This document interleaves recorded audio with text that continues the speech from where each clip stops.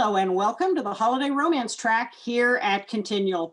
I'm your host, Morgan Brice and Gail C. Martin. And tonight we've got a wonderful selection of authors, and we're going to talk about holiday romance and why it never goes out of style. So first, I'd love the panelists to please introduce themselves, and we'll start with Tanya Chris. Okay, hi, I'm Tanya Chris, and I write just all kinds of genres, but mostly MM, and I do have a Christmas story out this year called 12 Dates of Christmas, and I have an older one too called Giving Chances. So I've got a couple holiday offerings out there, and I'm really excited to be here because I love reading everybody's holiday stories. Great. Shane? I'm Shane K. Morton. I write I write a lot of holidays. I write Hallmarkish, sweet MM romance with a little bit of heat. And I have 2 Christmas books that came out last year, and I have 2 Christmas books coming out in the next 2 weeks. Awesome. And Kevin Coles? I think I'm frozen on my own screen, but hi, I'm Kay. I also write MM, mostly MM. I'm branching out. I mostly write contemporary, but I'm branching out a bit into paranormal and urban fantasy, I'm hoping. I do have a couple of holiday books. One is called Healing Hearts, which is part of the Stealing Hearts series, and another called A Home-Time Holiday. I don't plan to put out a holiday book this year, but I do plan to put out a winter wonderland kind of a thing this year. Mm-hmm. Tawdra? I am Tawdra Kandle. I have a lot of books. They're all romance. I write both contemporary, paranormal, erotic, with a lot of fun sub-tropes genres. I have 3 holiday books currently. One is called The Shadow Bells, which is paranormal romance. The other ones are Underneath My Christmas Tree, which is a crossover between 2 of my small town romances. And the third is The Meant to Be One, which is also a small town romance. And I might have a surprise one coming soon. Leave that as a cliffhanger. Cool. Brittany? I am Brittany Cournoyer. I write a little bit of everything from paranormal to suspense to rom-com to contemporary. And I have one holiday novella that came out last year called Bite Me Santa. JD? Hi, I'm JD Light. I started out writing paranormal, all MM. I did a little contemporary for a while, and then I did some contemporary impreg, and now I'm going back to paranormal. And I am right now in the process of converting one of my books to a holiday book. And then I have 2 holiday books from last year. One is Neighboring Has Everything. And then one is, I'm drawing a blank.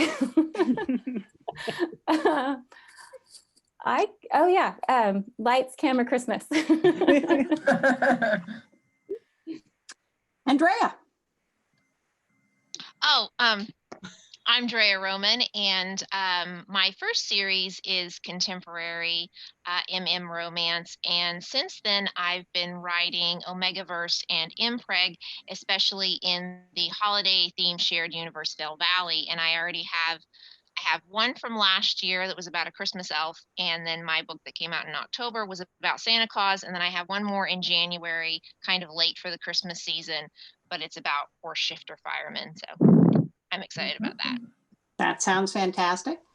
Well, and on the Morgan Brice side, with my urban fantasy male paranormal romance, I've got Lucky Town, which is a novella in the Badlands series that takes place, a lot of it takes place in Pittsburgh over the holidays, and in Dark Rivers, which is in the Witchbane series, also hits Pittsburgh at the winter time. And I'll have a Kings of the Mountain based winter story in a Christmas story, actually in a giveaway that comes out in early January this year. So got some stuff coming up there. What is it about Christmas stories that just keep bringing us back for more? I mean, there are never too many Christmas stories. So what do you think? I'm going to go around the other way and pick on Brittany first this time. Well, considering I love Christmas stuff, I think for me, it's just the magic of the season and the belief of like Santa Claus when you're a kid, and I don't think part of you ever really loses that little bit of innocence, even when you get older.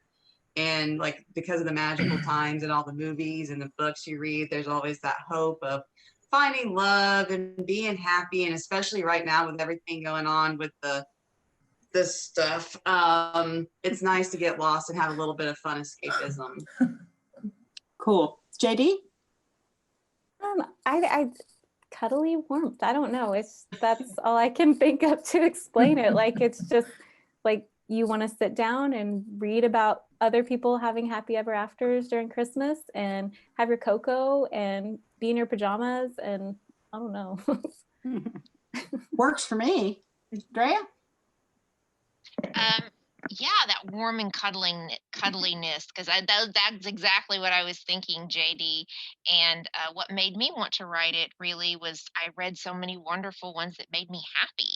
And so I wanted to make other people happy and make myself happy by telling happy stories. Tawdra? I was on a panel somewhere and we talked about this, and I love this answer. It's that a lot of the rules go away around the holidays. Like, you can make it as corny as like as sweet as possible. People are like, oh, it's the holiday. Okay. You know, commercials that we watch the rest of the year, we'd be like, bah, I don't want to see that. But it's like holidays, and we're like, crying over the little boy who buys his mother something. So I think that it's kind of gives us a lot of room to write stuff that we maybe otherwise would not get away with. So And Kay Evan? I think that there's a lot of appeal in the sense of family and togetherness that tends to happen around the holiday season. And I think that's especially true for people who maybe don't have that in their life. So I think that is a very appealing, certainly appealing to me for to try to write about it, but also I think to read about it as well. Mm-hmm. Shane? Happiest time of the year.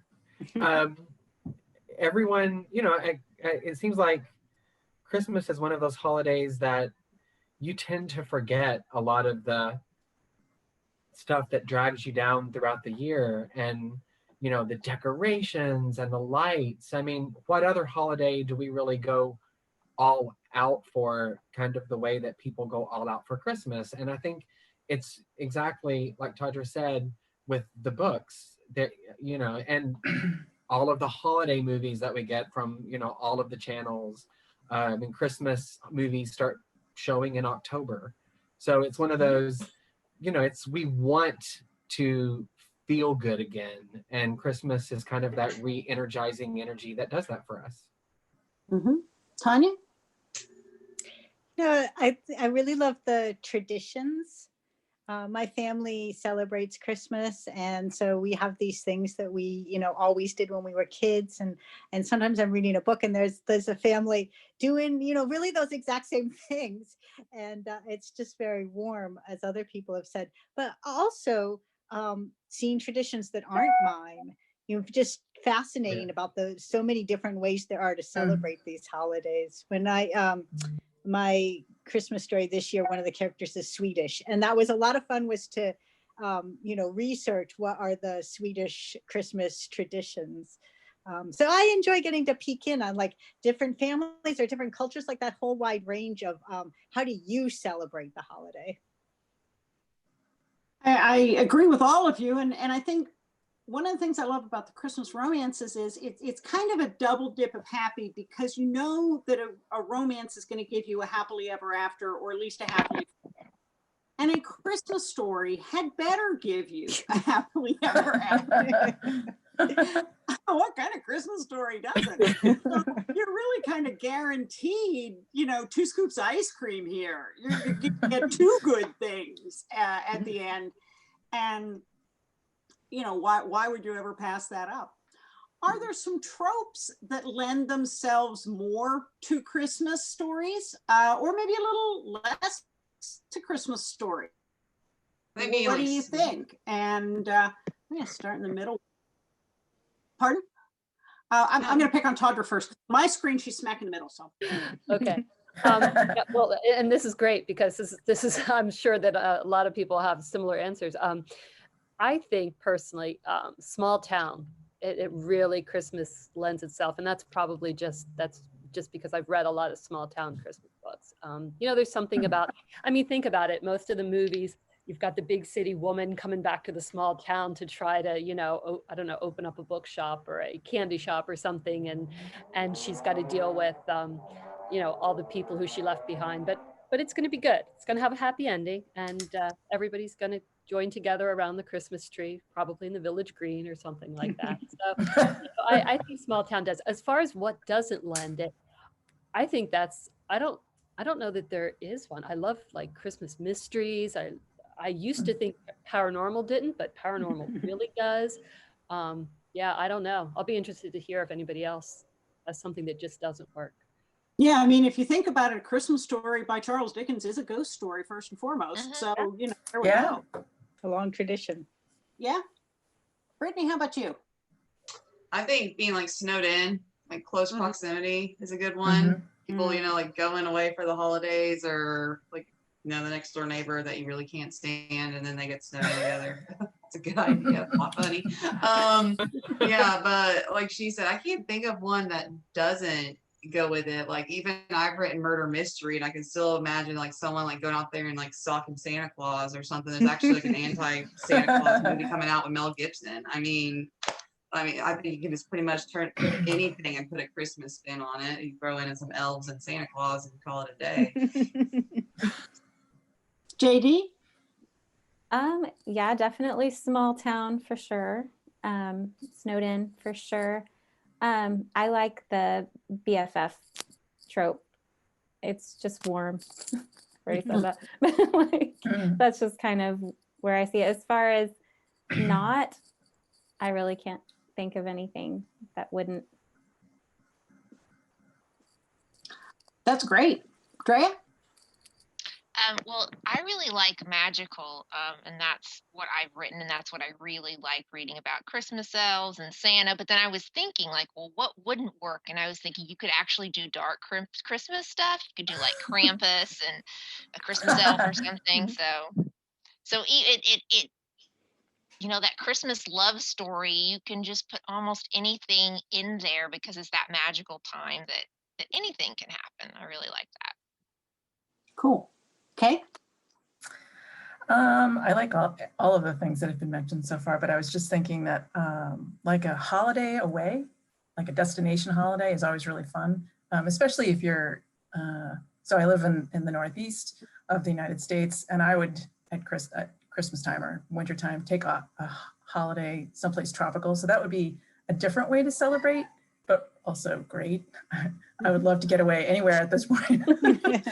In this current unpleasantness. But I can't really think of anything that doesn't work. Someone mentioned Die Hard at the beginning of this. And that's one of my favorite Christmas movies, and it's so insane, and I love it at the same time. So I can't think of anything that doesn't work. How about you, Shane? Well, I got this close to actually writing a dark Krampus story. You should. And got behind. So it didn't happen this year. But I actually am planning on writing it next year. My favorite, and I've written 2 books about it, is kind of the hidden prince trope for Christmas. I love the whole royalty Christmas spin. And so that's kind of been one of my favorite things to write for Christmas. But like, I do think they all work. Like, all the tropes can be used at Christmas time. And Tanya? Going back to the Dickens thing, I think one of my favorites for Christmas is redemption, right? That a Scrooge idea of, okay, let's this is an opportunity for you to wake up to, the true meaning of Christmas, or just the love and all of that. So I really enjoy those takeoffs on Scrooge. Like I could watch about 1 million different versions of the Scrooge story, probably. And my book this year was also a redemption, not Scrooge, but it was a redemption story. So I like that. And as for what doesn't work with Christmas, like if somebody came up with one, my writer brain would then just figure out how to make a Christmas story out of it. It would be a challenge. I'd be like, oh, you don't think so, huh? So it's good none of you came up with anything, or I would have my next Blood Bunny by now. Well, I did write a dark Krampus. This is not one of the love interests. The two Monster Hunter love interests are hunting the Krampus, but yes, it's there. So that's actually lucky. I've got to summon, and it goes there. So yeah. What do you like to read? What are some of your favorite titles or series, or even just types of books that you like to read during this season? Shane? Well, my favorite Christmas story was written by Drea. I'm in absolutely love with Tuck. And Santa's Right-Hand Delivery Man, I thought was also just a... Well, when Tuck looks like this, there's a reason to love him. It helps. But I loved that character. But there's been a lot of great Christmas books that I've enjoyed. But some of the Bell Valley ones has actually been my favorite in the last couple of years. Okay. Oh man. So anytime I try to come up with a favorite anything, like 1,000 titles will pile into my head and then I can't come up with anything. So I'm not sure I could name a favorite title, but I will say that I really do, back to what Tanya said about redemption stories, they are something that I do think I seek out at that time of year, and try to find something new, especially because I have this giant to be read list. I'm not making any headway on at all. How about you, Drea? Well, that's how I started writing Christmas books, was because of Vale Valley. And I just liked that you had, different authors, set in this small town, lots of magic. So, a favorite one. Probably from that series, there's A Swan for Christmas by M.M. Wild. And I just really like that one. Like the wolf shifter rescues the swan shifter from freezing to death. And then, they take care of each other and fall in love. And I really like it. How about you, Tawdra? I am a sucker for historical romance. Christmas. I think because that's how I started reading Christmas romance. It was mostly historical, especially like Regency or even one of my favorite books when I was younger was Washington Irving's An Old Christmas, where he goes back and he talks about the nostalgia that they had in 1700 for a Christmas from the 1600s, which just tells us we've been in that cycle for a long time. But I love that idea of everybody coming together for like a week-long house party, and everybody's there, and there's a dinner or a ball every night, and I don't know, it's a fun idea. Certainly very different from what we have now. So I'm kind of a sucker for those. How about you, JD? I don't know that I can name a favorite. I could have probably like 2 days ago because I was reading one. I really loved it. But I am kind of a sucker for shorts during Christmas and I'm kind of a sucker for shorts, period. But like when you get so many different little novellas that you can just kind of like sit down and just fly through, and you just have all these different Christmas stories. So I really like the shorts during this time of year. And Brittany? My favorite is by Jacqueline Osborne, and it's called A Gift of Time. If you haven't read it and you like redemption stories, you need to read that one. I highly recommend it. It made me cry, but I'm writing happy that down. tears. Yes, it's so good. And I mean, I like all kinds of, like, honestly, like if I'm busy writing a Christmas story, I won't read anybody else's, just because it makes me question my own. So I try to like read something like a little bit different, but I do like to read, like JD said, like shorter ones, because I've noticed that since I started writing my own books, I really don't have time to read as much as I used to. So my TBR is like super long, while my time to be able to read them is like super short. But yes, read that book. And Tanya. Well, actually, so one of my favorites was from a few years ago. It is a BDSM MMM, right? It's like two kind of doms finding a sub, and the name of the book is Fall on Your Knees. And it is my like favorite title ever. And I really enjoyed the book, but honestly, I would have like loved that one just for its name. It's just a Christmas BDSM story. And it's a really like little hot and dirty thing. It's by J.A. Rock and Lisa Henry, I believe, if I have that written down right. But yeah, fall on your knees. I have Oh Holy Night in my head right now because of that. Now. That is fantastic. Yeah, I have to admit, I am a total sucker for Christmas series. I love Vale Valley. I read all of those. I like the Valentine's Ink ones and some of those had a snowed in one. Yes, I know. And, the Snow Angel series that was out a couple of years ago, where there was a carved wooden angel that moved through the time periods, and it always seemed to come to the person who needed it. And then last year, I think there was a Snow Globe series where where the snow globes all had some of them were paranormal, and some of them were haunted, and some of them, people were stuck in the snow globe, and I just loved all of those. And so yeah, I'm a total sucker for that. I'm just, that's what I'm reading from the time they come out until I get through them, and then it's about time to start on the Valentine's ones. And I think for a standalone one that is just adorably sweet is Eli Easton's Merry Christmas, Mr. Miggles. And it's one of those small town, this guy who helps everybody but doesn't do anything for himself and doesn't think he can find love, and then finds it, and it's just tooth-rottingly sweet and absolutely wonderful, which is the way all Christmas stuff should be. That's a plus.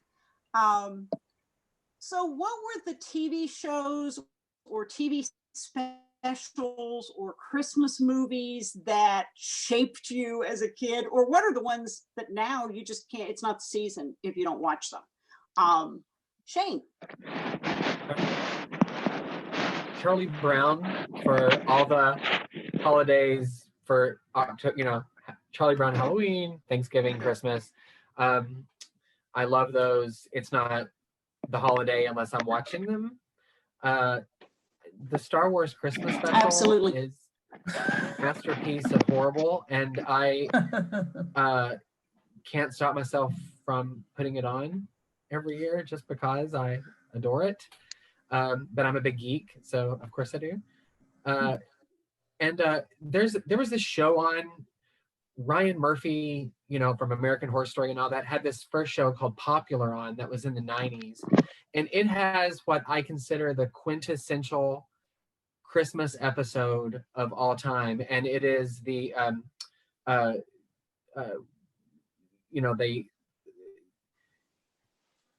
it just warms my cuckolds of my old heart every time I watch it. And we watch it every year on Christmas Eve. It's like my husband and I do. It's just such a great episode. So, Brittany, how about you?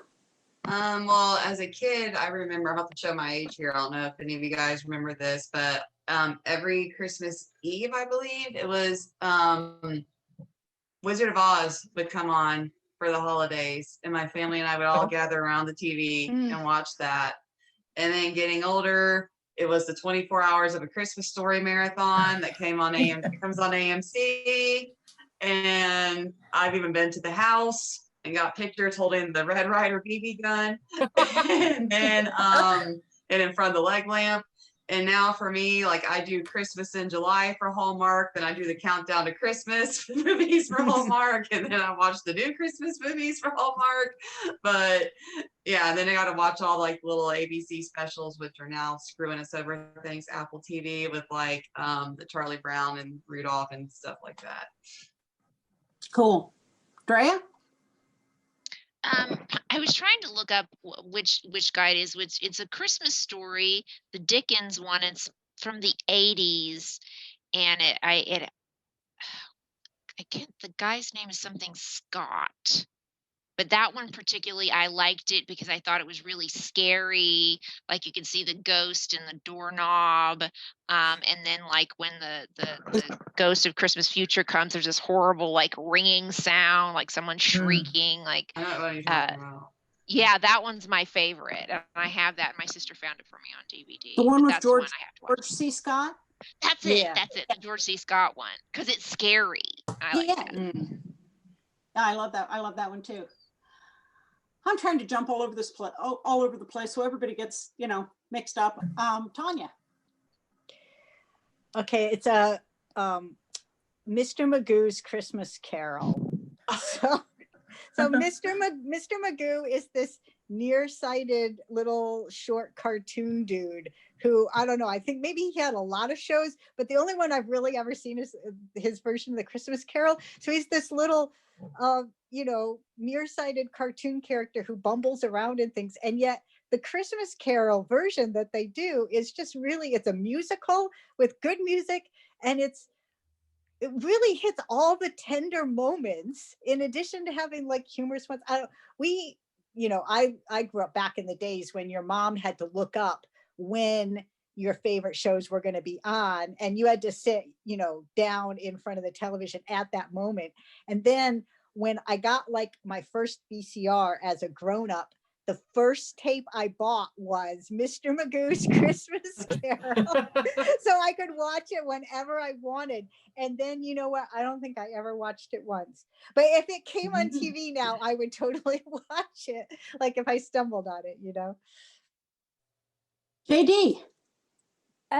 So I really like the old claymation stuff. So I really like the Rudolph, but I don't like much of the live action Christmas movies from back whenever I was young, because my stepdad would seriously sit down and we'd watch it continuously until Christmas was over. So I'm just not okay with it. But I do like all the Hallmark stuff. I do like to sit down and watch Hallmark. So that's great. Okay. Actually, so on the claymation thing, do you guys remember a movie called A Year Without a Santa Claus? And it was the Heat Miser. Oh yeah, so that's my favorite. I'm not Heat really Miser. Sure why. So amazing. Cold miser, cold Yes. miser. But also my family, I don't know why we got into this tradition. We watch Ghostbusters at Christmas time every year. But I love that movie, so it's totally cool. And Tawdra. Well, we start off the season. I mean, technically, we're not supposed to watch Christmas movies before Thanksgiving. That was my dad's thing. But we always start off the Christmas season with the Muppet Christmas Carol on Black Friday while we eat our leftovers. From when I was growing up, I loved Year Without a Santa Claus. That actually came out when I was maybe a preteen. So I remember that. I loved the Flintstones Christmas. You can still get that if you get a chance. It's magic. And the Jetsons Christmas, also magic. And I love even the quirky, I love Love Actually and all those other really super fun ones. Christmas with a Crank. If you have seen that, it's fabulous, but the book is even better. It's by John Grisham, and it's called Skipping Christmas. So if you get a chance to read that book, it's super fun. And of specials, there's two. Happy Days. If anybody has ever seen the very first Happy Days Christmas special, it is hysterical. There's a Santa Claus that mugs everybody, like it's a mechanical Santa, and when you come up, it grabs you and mugs you. It's funny. That's and awesome. On a little off-kilter, Buffy Amends. I think that is just an amazing Christmas special, or it wasn't a special, Christmas app. So Yeah, you've mentioned so many of my favorites, but I love the animated How the Grinch Stole Christmas, the original one with Boris Karloff's voice. That was the Chuck Jones animation, and Muppet Christmas Carol definitely, as well as the George C. Scott, which out of all of the versions, it's one of my favorites because you're right, it's scary as well. And just for episodes, A Very Supernatural Christmas, which is one of the Supernatural episodes, but just a terrific Christmas show. And as far as obscure Christmas specials, there's Santa's Magic Toy Bag, which is a Muppet thing. And I think it was early 80s. And it did finally come out on DVD. And it's probably one of those that you really have to have grown up with and have nostalgia for to appreciate, because if someone just shows it to you now, you're going to go, what? But, bear with me. If you watched it all those years, then it's special. As so many of these things are. So yeah. And a new one, I think, Arthur Christmas. Just if you've seen that one, I loved his passion for Christmas. That just kind of rang true. So Phineas and Ferb has a good special too. Who? Phineas and Ferb does. Phineas and Ferb. Yep. So what are some of your favorite special foods at the holiday, and how do you decorate? So that's a twofer question, and I've been going around pointing at people. Jump in, somebody be brave here and start us off. Canned cranberry sauce. That is my jam. I have to have it for Thanksgiving. My family knows I don't eat any other kind but the canned stuff. And for decoration, I have a little 2-foot fiber optic tree. I don't put up a big one. I have a couple stockings. I'm minimalist. So the canned cranberry sauce that you can still see rings on when you blop it out of the can. Yeah. Yeah. And you're supposed to cut it with the lid, right? Yeah. Who else? Come on. Stuffing. Favorite decorations. I love stuffing. It's my absolute favorite, and I will overeat it every single time. And as far as decorations, usually I do like a big fun tree and we decorate the fireplace and all that. But the last couple of years, we have actually been going to Colorado, which I don't think we're going to get to do this year because of everything. But those last couple of years, I've been taking like a little mini tree and dressing it up like a snowman. JD, I have something that could change your life if you love stuffing. Trader Joe's has a stuffing flavored potato chip. Oh no. I mean, they are like sold out immediately, but we went on Saturday and bought 6 bags. So I feel like that's going to be my new thing to gain Christmas weight. It's dangerous. It really Christmas is. calories don't count. I really bake a lot. Oh, go on, Drea. Oh, well, I was just going to say it's like the sweets and stuff. Yeah, like pecan pie. And I even have a fruitcake recipe that's really, really good. That has ginger in it. And then for decorating, like a Christmas tree and stuff, but we have stockings for all of our pets. So the cats get like treats and toys and stuff. Lila has one that's a paw print shape. Oh, that's cute. Yeah, I like to bake. Because for dinner for Christmas, if I don't make like Thanksgiving dinner again for Christmas, because that's kind of what my husband likes, I would rather make like Christmas lasagna or Christmas enchiladas. But I make cookies from the end of Thanksgiving to New Year's, like all kinds of cookies, and I eat them all. I love them. I decorate. Box? Yeah, come on. Send me your addresses. I'll send you some cookies. And I love to decorate. We decorate for, right now we have a bunch of fall decorations up that we could, turn pumpkins around from Halloween. So it still works. Nice. But we decorate for all the holidays. I'm just that kind of person. I'm from the South. I can't stop myself. And for Christmas, I go all out. Santa Claus is has died and exploded all over my house. I have gutted them all over the place. Wow, that's too much. Okay, yes. So my mom is Filipino. So for me, a holiday kind of food would be, this sounds bizarre probably, but like egg rolls and things like that, because that's what you would make at Christmas time or holiday time, whatever. So anytime I have any kind of egg roll or like an egg noodle of some kind, that's what I think of as holiday time. It's so delicious. And as far as decorating goes, we just do lights and a tree, but I like to buy weird ornaments. Like I bought my son a donut, like a Howard it's just this like pink frosted donut with sprinkles, and I gave it to him. He was like, what am I going to do with this? And I was like, hang it on the tree, buddy. Y'all have the Christmas pickle? Yeah. No pickle yet. My family has a weird Christmas meal. Well, it's a good Christmas meal, but it comes from a weird place. We have filet mignon with twice baked potatoes and cauliflower with melted cheese on it. And that started because one year the Omaha Steak Company, have you ever heard of them? They like mail you steaks. It's sort of bizarre. So one year the Omaha Steak Company accidentally mailed my mother a bunch of filet mignon. And when she called up and said, these aren't for me, they said, well, keep them. You're not going to ship them back. Like, what would be the point of that? So we had filet mignon that year for Christmas Day, and ever since then. And so that shipping mistake was the best mistake that the Omaha Steak Company ever made. Merry Christmas from Omaha Steaks. that became our Christmas tradition meal. And like Shane was saying, so that you're not, before that, we used to just have Thanksgiving twice. So then after that, we had like a separate Christmas meal. And as for decorating, I'm often like kind of a Grinch and don't actually get out most of the Christmas decorations because it seems like a pain. But I think that this year I'm going to, and we have a new cat. So we are going to see what happens with that.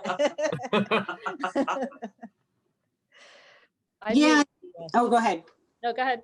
No, go ahead.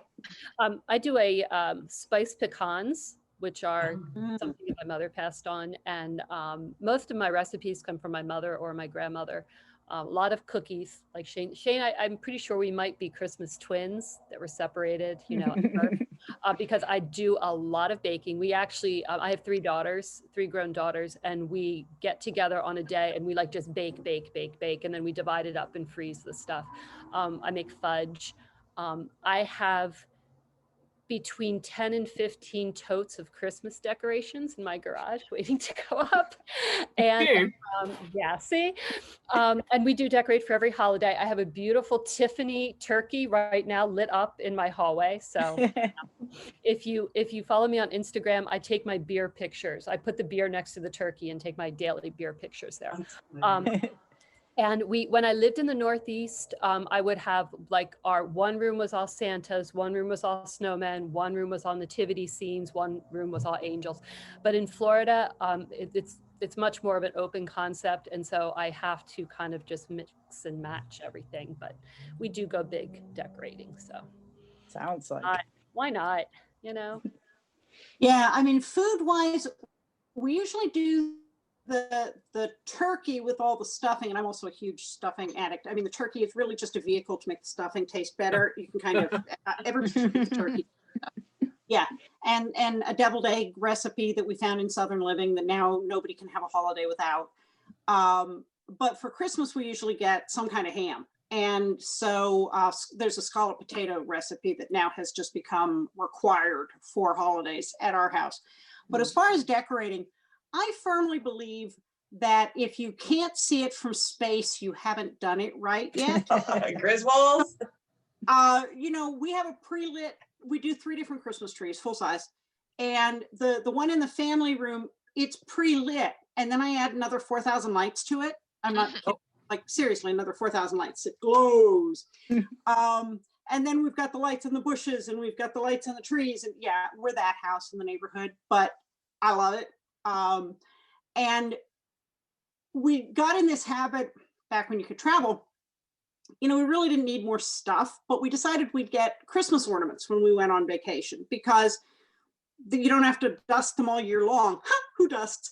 You don't have to dust them all year long or find a place for them, but you get to see them every Christmas and kind of remember what a nice vacation you went. So our tree is sort of like a living monument to every place we went.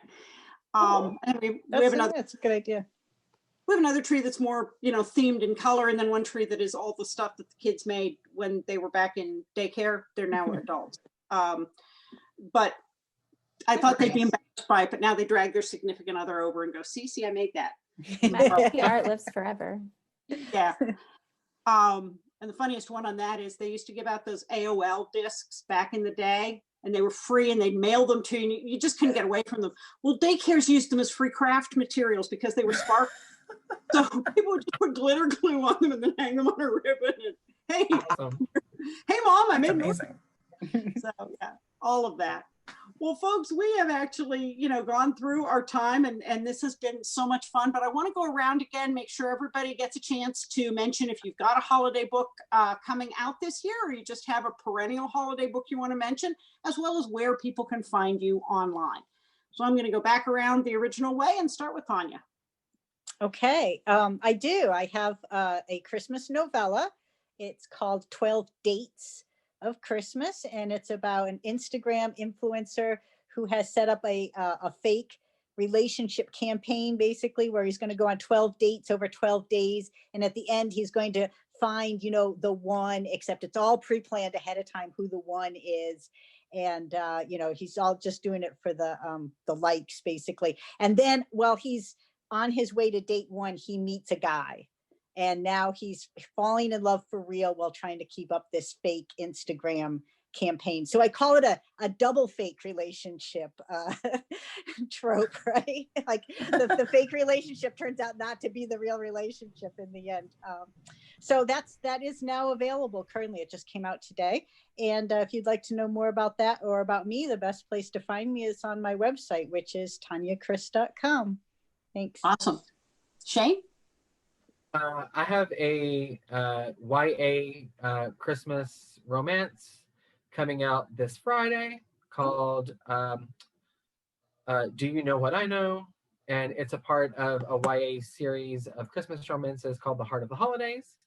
And then the next Friday, I have a sequel to last year's Christmas book, which was called A Very Merry Christmas in my Point Pleasant holiday series. And this one is called A Very Married Christmas. And it is a royal romance with intrigue and families coming together. The royal family and the American family. And that comes out next Friday. So both of those. And I would give you my website at shenkmorton.com. It is where things go to die. I am not one of those people that takes care of their website very well. You can find me on Facebook for the most part at my group, which is called Shane's Sweet and Salty Readers. Nice. Awesome. Kay? Sorry, I muted myself because there's a lot of background noise happening. Oh yes, so I do have a couple of holiday themed novellas. One is called Healing Hearts, and it's a contemporary city romance. And then the other one is called Hometown Holiday, which is actually a small town kind of a romance. And because I live in the city, that was sort of a stretch for me. So I feel like I did that. That was good. The best place to find me is probably my website, kevancoles.com. But I do have a reader group on Facebook called Kay's Whiskey Words Cafe. Nice. Tawdra?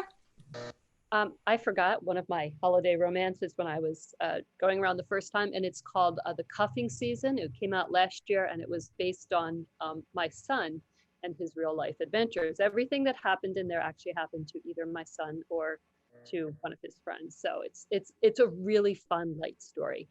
And this year, and this is the first time I'm announcing this, my 9th publishing anniversary is on December 6th.